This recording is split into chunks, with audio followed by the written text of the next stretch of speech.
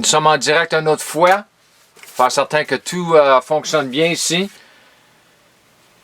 Alors, commençons avec encore une autre fois Entreprise missionnaire, aide missionnaire internationale, Pierre Roussel.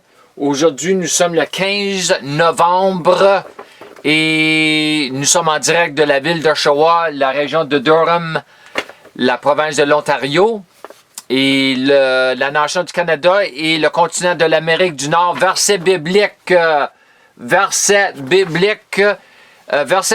clé et verset environnant. Surrounding verses en anglais. Juste faire certain que tout est bien ici. Et, yeah. Alright, commençons aujourd'hui. Aujourd'hui, c'est l'enseignement numéro 17. Et commençons avec, nous allons regarder Romains 4, 17. Romains 4, 17, un verset très, très populaire dans les environs de charismatiques, les églises charismatiques. Selon qu'il est écrit, je t'ai établi père d'un grand nombre de nations. Oui, je dois garder ma page devant moi pour lire dans la caméra tout le temps. En présence de celui en qui il a cru. Abraham a cru Dieu. En qui il a cru, c'est Dieu. Moi, un faux Dieu, le Dieu de la Bible, le Dieu de l'univers. Qu'est-ce qu'il fait Dieu? Qui donne la vie aux morts et appelle les choses qui n'existent pas comme si elles existaient. Très bien, très bien, très bien. Allons, lisons là le verset dans la traduction littérale de Young, qui est notre Père à tous selon qu'il est écrit, je t'ai établi Père de plusieurs nations, devant celui en qui il a cru, Dieu, qui donne la vie aux morts, Dieu donne la vie aux morts et appelle les choses qui ne sont point comme étant. Très, très, très intéressant et très important de comprendre tout ceci. Nous comprendrons jamais ce verset tant que nous n'aurons pas compris Marc 11, 23. Surtout dans la Louis II. J'ai pas le temps pour lire le verset. Allez le lire vous-même. J'ai fait des enseignements assez souvent sur cela. Et comment ils fonctionnent ensemble. Comment ces deux versets fonctionnent ensemble. Romains 4, 17, surtout B, avec Marc 11, 23. Car je vous le dis en vérité, je l'ai marqué ici pour vous. Si quelqu'un dit à cette montagne, ôte-toi de là et jette-toi dans la mer, et s'il ne doute pas du tout, le grec, en son cœur, mais croit que ce qu'il a dit arrive, ce qu'il dit lui sera accordé. Ce qu'il dit, ce qu'il dit lui sera accordé. Tu parles d'une promesse, toi.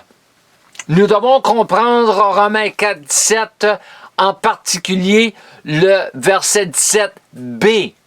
On va dire la dernière partie de verset 17b, la deuxième partie, dans le contexte dans lequel il a été donné et qui se trouve dans les versets 18 à 21. Vraiment, nous n'avons pas le temps de regarder tout cela. C'est à vous de le lire pour vous-même. Précédent, concernant une promesse ou des promesses données par Dieu. Il faut comprendre cela dans ce contexte. Nous devons également réaliser la grande corrélation entre Romains 4, 17 à 21 et Marc 11, 23, y compris le verset 22, mais même le verset 14, 20 à 21, concernant la grande foi, la grande loi de la foi qui se trouve dans Romains 3, 27 et aussi Hébreux 6, 12, concernant la foi et la patience, l'endurance. Il faut comprendre tout cela dans ce contexte-là. Dieu a parlé et dit ce qu'il voulait voir et non ce qu'il avait déjà vu ou eu. Genèse 1, 3 et 4. C'est là la fondation de ce que nous enseignons aujourd'hui dans Romains et aussi dans Marc. La fondation est trouvée dans Genèse 1, 3 à 4 et cela nous appartient selon sa parole, Ancien Testament et aussi le Nouveau Testament, concernant, puisque la foi et ce qu'elle fait ou accomplit se retrouve dans toute la Bible. La foi Dieu se sert de la foi pour accomplir ses œuvres, que ce soit dans l'Ancien Testament ou dans le Nouveau Testament. C'est pour ça que nous avons Hébreux chapitre 11, qui vraiment, c'est des références à qu'est-ce que les saints de l'Ancien Testament ont pu accomplir par la foi, et c'est marqué pour nous dans le Nouveau Testament. Il y a une raison pour cela. Au moment même où vous commencerez à être en accord total avec la parole écrite, ou la parole promise, ou la parole révélée de Dieu à vous, vous appellerez automatiquement les choses qui ne sont pas comme si elles étaient. Oui, c'est garanti. Dieu est le Dieu qui donne la vie aux morts, ce qui signifie également que Dieu ne sera jamais en accord avec quelque chose ou une circonstance de votre vie ou dans votre vie qui ne vient pas de lui, à la lumière de la grande réalité que vous lui appartenez. Le moment que nous appartenons à Dieu, à travers de la nouvelle naissance, tout ce qui n'a pas de lui dans votre vie, Dieu veut le changer pour le meilleur. Il veut renverser les choses. Il veut se débarrasser de beaucoup de choses que ça y appartient pas. Et si ça y appartient pas, ça t'appartient pas non plus. Parce que tu fais partie de lui, tu es en lui à travers de Jésus-Christ. Tu es en union avec un deuxième Adam, en Dieu, avec le deuxième Adam. Le deuxième Adam, c'est comment quand je dirais ça, c'est pas la clé, c'est l'union. C'est l'union qui nous met en union avec Dieu. Parce que nous avons perdu notre union avec Dieu à travers la chute du premier Adam. Il faut comprendre tout cela. Tout ce qui s'oppose à la volonté de Dieu, Dieu est contre cela, il n'est pas pour cela, donc nous devons l'être aussi en tant que ses enfants. La plupart de ce que nous avons, ce que nous entendons, ce que nous voyons dans ce monde déchu ne vient pas de Dieu et est en opposition directe avec lui et sa volonté. Même en ce qui concerne l'Église. Oh, il parle de l'Église encore. Oui!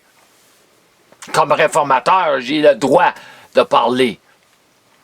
La plupart de ce que nous voyons et entendons actuellement ne vient pas de lui. Ce qui signifie que cela est sujet au changement. Et c'est ce que j'ai dit. Dieu va renverser les choses. Nous avons beaucoup de personnes dans l'Église qui critiquent avec véhémence ceux qui enseignent sur Romains 4, 17, surtout B, et dans une certaine mesure, à juste titre, car ceux qui enseignent sur ce sujet ne marchent pas dans cette voie. Ils ne marchent pas dans cette voie, ce qui me rappelle ce que le Seigneur avait dit à Kenneth Hagin concernant plusieurs de ses prédicateurs qui ne croyaient pas ce qu'il prêchait. Yeah! Les prédicateurs de la parole de la foi ont dans une certaine mesure la bonne connaissance, certainement, concernant le mécanisme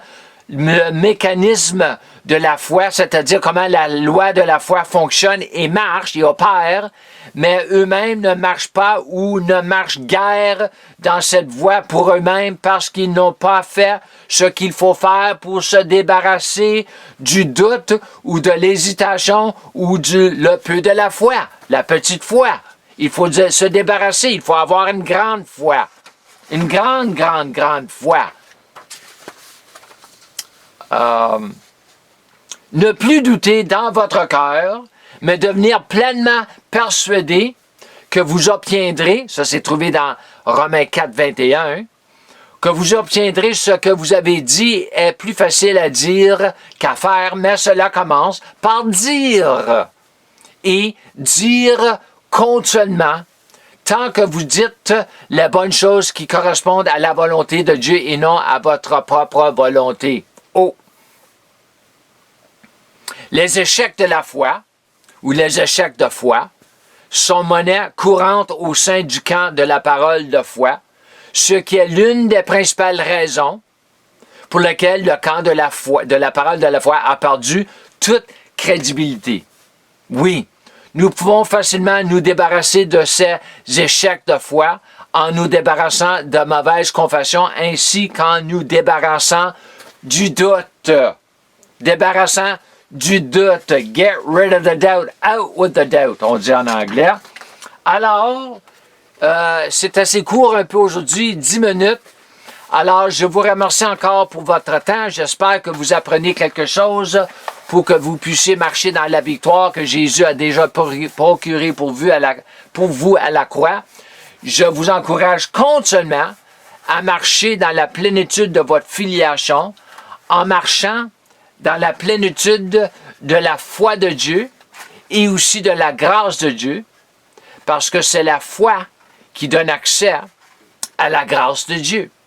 Shalom et Amen.